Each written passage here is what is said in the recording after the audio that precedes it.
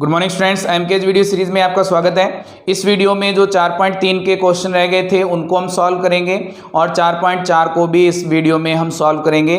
तो 4.3 का जो हमें नेक्स्ट क्वेश्चन दिया है इसने 7वां प्रश्न वो क्या है वो आपकी स्क्रीन पे आ रहा है, उसे हम ध्यान से पढ़ेंगे। पहले एक विद्यालय की कक्षा 9 की छात्राएं यामिनी और फातिमा ने मिलकर भूकंप पीड़ित व्यक्तियों की सहायता के लिए प्रधानमंत्री राहत कोष में 100 रुपये अंशदान दिया।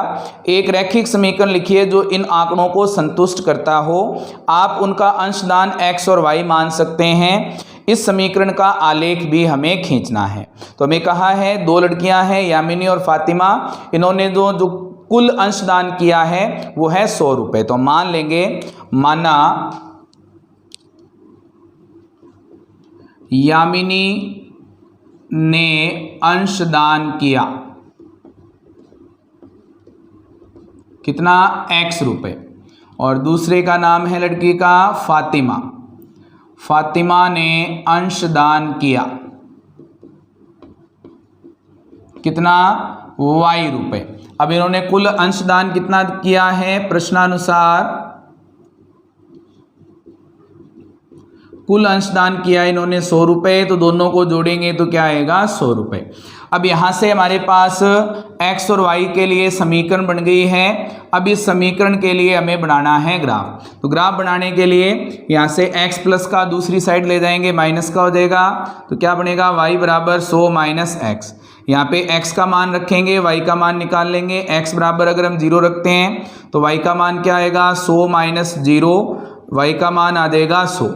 अगर हम x बराबर रखते हैं 50 तो y का मान कितना आ जाएगा हमारे पास, y बराबर हमारे पास बनेगा 100 माइनस 50, तो y का मान भी कितना आ जाएगा, 50। उसके बाद में अगर हम x का मान रखते हैं 100 तो y का मान कितना हो जाएगा, 100 माइनस 100, y का मान कितना आएगा, 0।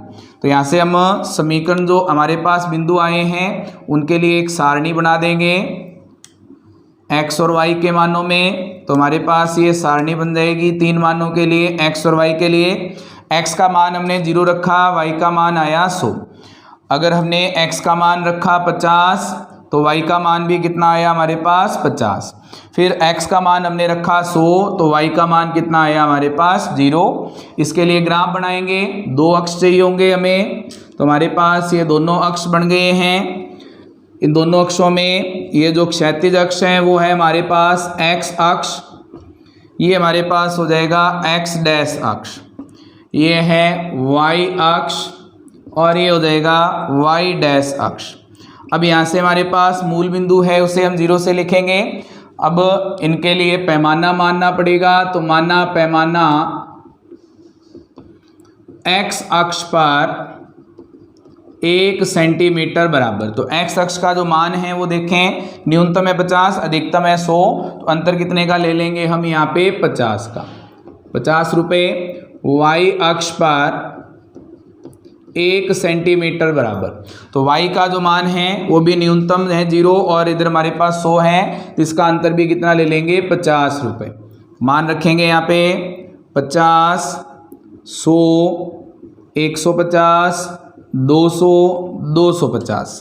इधर क्या आ जाएगा, माइनस का 50, माइनस के 100, माइनस के 150 और माइनस के 200।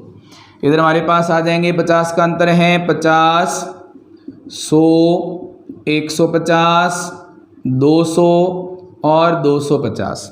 यहाँ से आ जाएगा माइनस का 50, माइनस के 100, माइनस के 150 और माइनस के 200।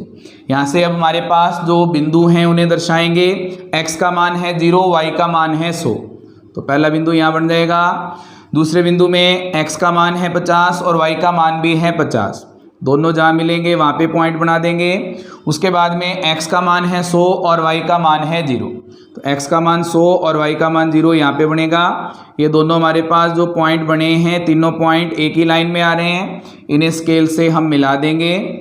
ये हमारे पास बन गया इसका ग्राफ। इसके निर्देशांक दर्शाएंगे, x का मान है हमारे पास 100, y का मान 0, x का मान 50, y का मान भी 50, x का मान 0 और y का मान 100।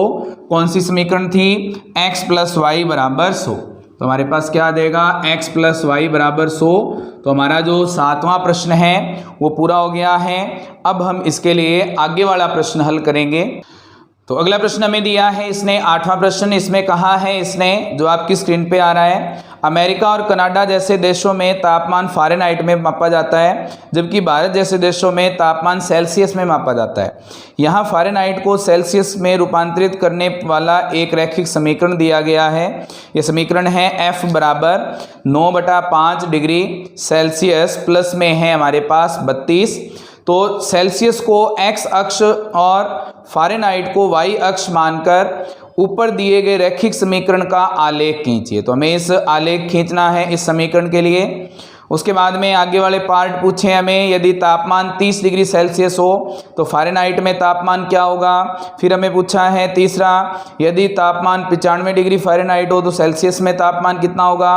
फिर आगे चौथा पूछा है हमें, यदि तापमान 0 डिग्री सेल्सियस हो तो फ़ारेनहाइट में तापमान कितना होगा, और यदि तापमान 0 डिग्री फ़ारेनहाइट हो तो सेल्सियस में तापमान कितना होगा। फिर पांचवा पूछा है, क्या ऐसा भी कोई तापमान है जो फ़ारेनहाइट और सेल्सियस दोनों के लिए संख्यात्मकतः समान है, और यदि है तो उसे हमें ज्ञात करना है। तो हमारे पास जो ग्राफ दिया है, जो हमारे पास समीकरण दी है, उसको लेकर के हम चलेंगे। समीकरण क्या है, F बराबर 9/5 डिग्री सेल्सियस और प्लस में हमारे पास है इसके लिए 32। हमें फ़ारेनहाइट को मानना है y और सेल्सियस को मानना है x। तो फ़ारेनहाइट को हमें बदलना है y में और सेल्सियस को हमें बदलना है x में। तो क्या बनेगा, y बराबर 9/5 गुणा में y प्लस में हमारे पास x गुणा में हमारे पास x आ गया, और प्लस में हमारे पास क्या है 32। तो इसके लिए हमें ग्राफ बनाना है। तो पहले इसे साधारण रूप में लाएंगे, भिन्न संख्या दी हुई है इसे सही करेंगे। तो क्या बनेगा, 9/5x है, इसका लघुत्तम ले लेंगे हम, कितना आएगा 5, इसके बटा में 1 लगा करके 5 का 5 पर भाग देंगे 1 को 9 से गुणा करेंगे 9x प्लस में 1 का 5 पर भाग देंगे 5 को 32 से गुणा करेंगे तो ये हमारे पास आ जाएंगे, 5 को 32 से गुणा करने पर ये आएंगे 160। यहाँ से 5 भाग में हैं, ये वैसे का वैसे ही रहेगा। यहाँ पे हमें x के मान रखने हैं और x के मान रख के हमें इसे हल करना है। तो यहाँ पे जो हमारे पास समीकरण बनी है, इसमें x के मान रखेंगे और y के मान निकाल लेंगे। अगर हम x का मान रखते हैं 10 तो क्या बनेगा, y बराबर 9/5 गुणा 10 प्लस में 32। 5 से 10 कटेगा, कितने बच जाएंगे 2। 9 को 2 से गुणा करेंगे 18 प्लस में 32, जुड़ेंगे कितने आ जाएंगे 50। तो x का मान है 10 और y का मान है हमारे पास 50। x का मान यहाँ पे हम अपनी मर्जी से कोई भी रख सकते हैं। तो यहाँ पे मैं रख रहा हूँ -40। तो क्या आ जाएगा, y बराबर 9/5 गुणा -40 प्लस में हमारे पास है 32। यहाँ से 5 से 40 कटेगा, कितने आ जाएंगे 8। क्या आएगा, -8 को 9 से करेंगे -72 प्लस में है हमारे पास 32। -72 और 32 कितने हो जाएंगे, -40। y का मान आ गया -40। अब कोई एक और मान निकाल लेते हैं, कोई भी मान हम यहाँ से निकाल सकते हैं। यहाँ से हम निकाल रहे हैं, हम x का मान रख रहे हैं। x का मान हम कोई भी रखें, -20 रख लेते हैं। -20 रखेंगे तो y बराबर क्या आएगा, 9/5 गुणा में -20 प्लस में है हमारे पास 32। y बराबर क्या बन जाएगा, याद आएगा हमारे पास 5 से 20 कटेगा 4, -4 को 9 से करेंगे -36 और प्लस में हमारे पास है 32। तो y का मान यहाँ पे कितना आएगा, -4।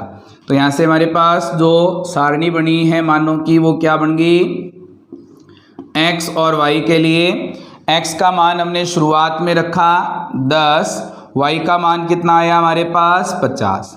फिर x का मान हमने रखा -40, y का मान कितना आया हमारे पास, y का मान भी आ गया -40। उसके बाद में हमारे पास जो मान आया, x का मान रखा -20 और y का मान कितना आया हमारे पास -4। तो हमारे पास ये मान आ गए हैं, इसके आधार पे हमें ग्राफ बनाना है। तो ग्राफ बना देंगे यहाँ से, ये हमारा y अक्ष हो गया, ये हमारा है x अक्ष। तो ये बन जाएगा x अक्ष, ये आ जाएगा y अक्ष ये एक्स डैश अक्ष, ये हो जाएगा वाई अक्ष, ये हो जाएगा वाई डैश अक्ष।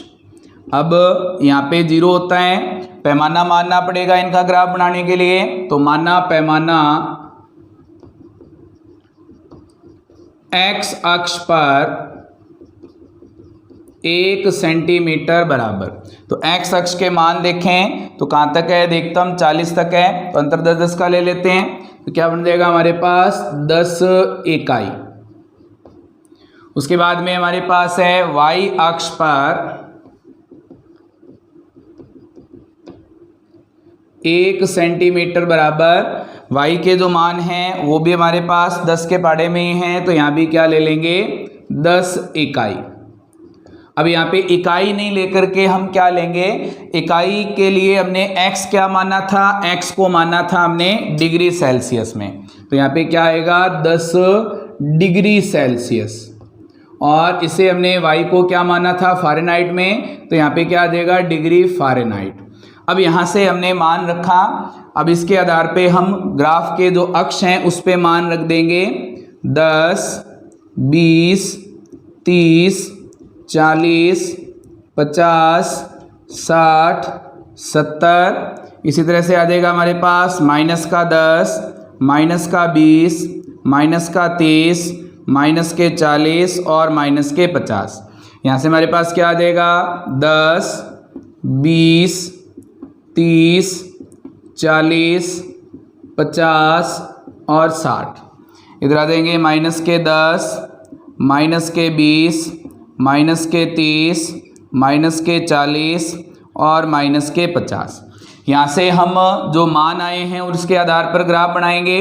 x का मान क्या है, x का मान है 10, y का मान है 50। x का मान 10, y का मान 50 यहाँ पे है, तो जहाँ पे दोनों मिलेंगे वहाँ पे बिंदु बन गया एक। x का मान है -40, y का मान भी है -40। x का मान -40, y का मान भी -40, लगभग यहाँ पे पॉइंट बन जाएगा हमारे पास। उसके बाद में x का मान है -20 और y का मान है -4। x का मान -20, y का मान -4 कहाँ होगा, इसके बीच में लाइनें होंगी 1, 2, 3 और 4।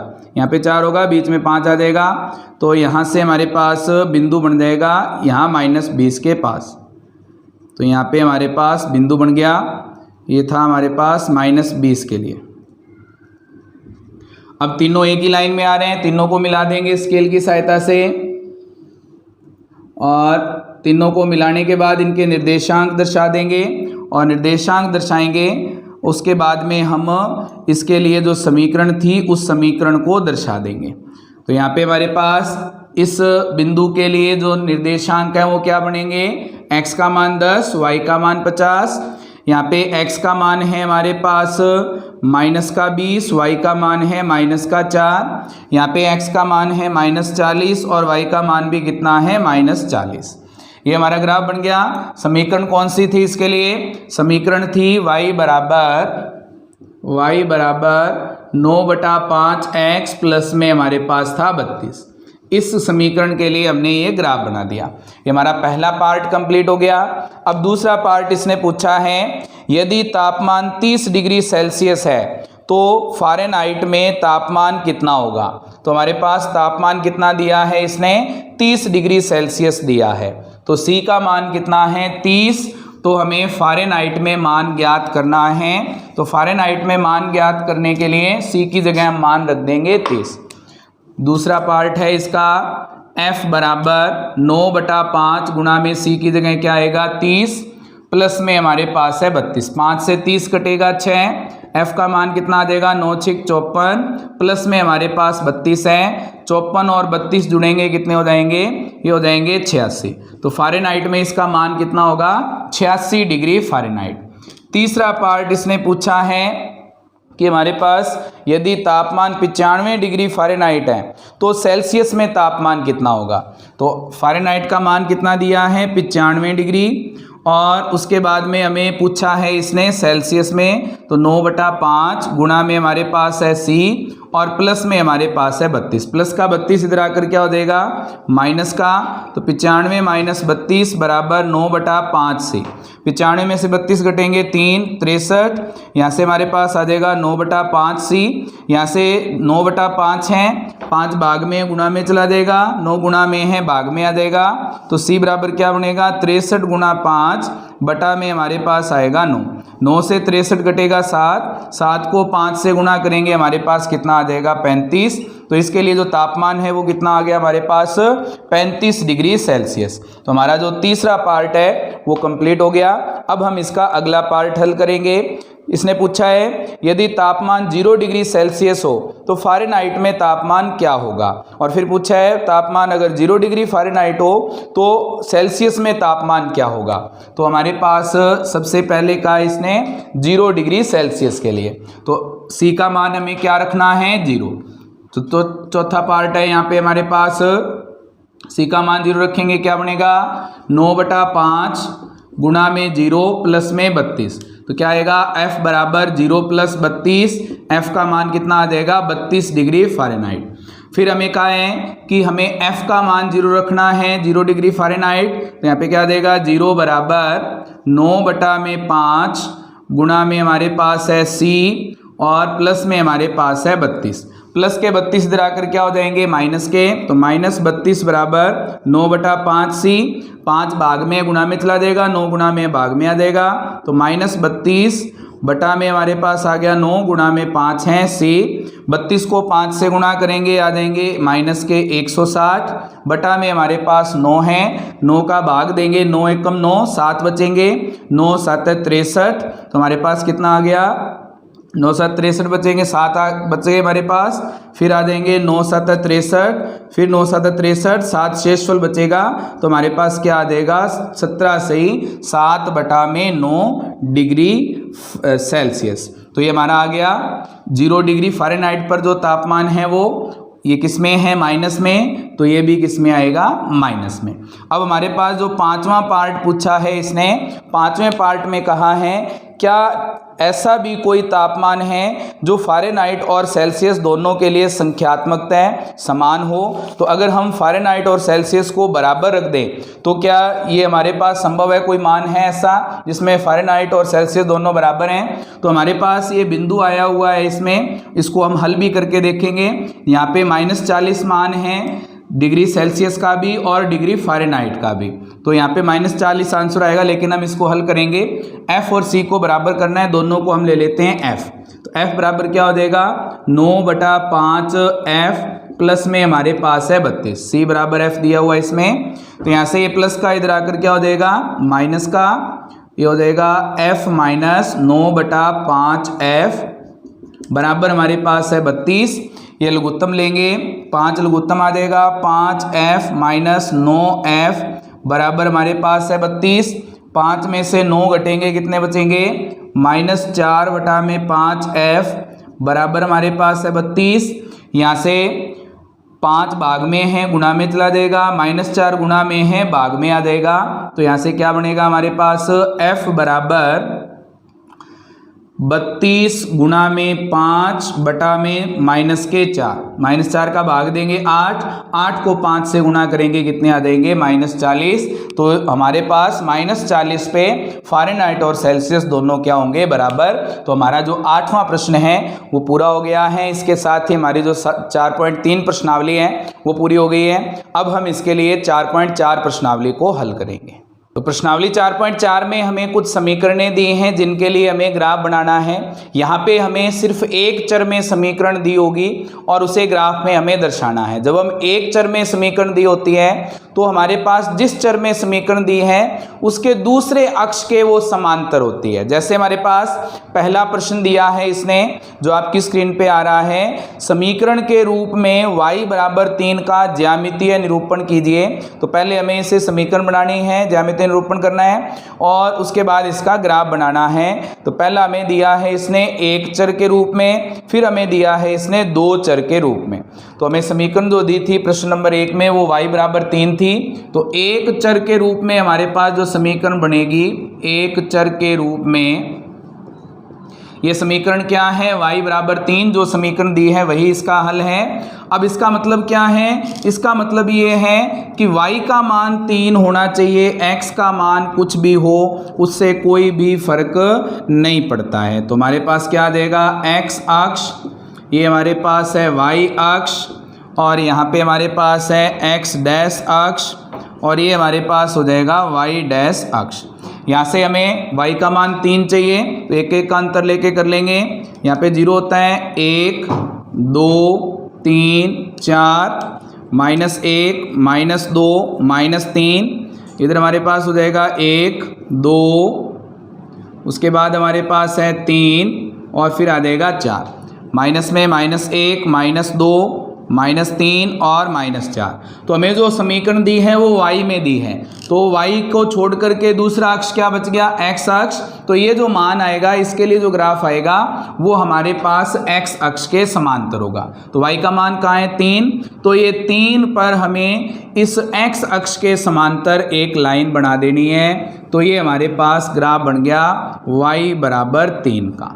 तो हमारे पास एक चर के रूप में दर्शा दिया हमने।